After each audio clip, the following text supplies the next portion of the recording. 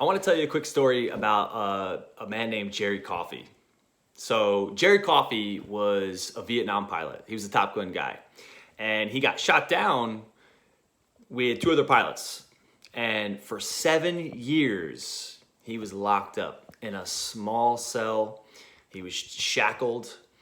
The only amenities he had to do like his necessity stuff was a small hole in the corner and a metal pan full of water. So think about that. For 7 years, this man was isolated, he was beat, and he was deprived. And here's what's interesting. You know, very early on, he realized, I might be here a while. So he knew that if he asked himself, God, why did you do this to me? Or if he embodied, my life is over, that it would be.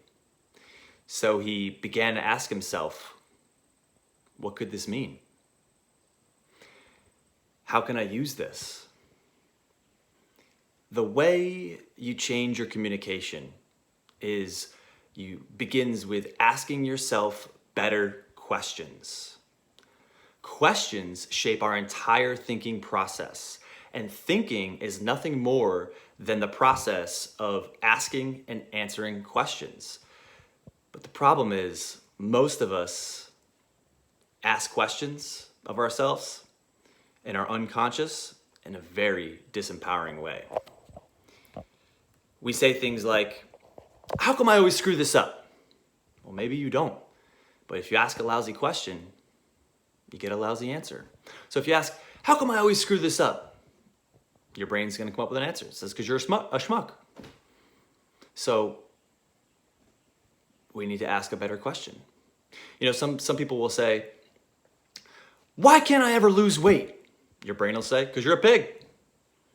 Or if you say, how can I lose weight? Your brain will say, go on a diet. You say, I don't want to go on a diet. I hate that. Diet equals pain. But if you asked, how can I lose weight now and enjoy the process? Whoa.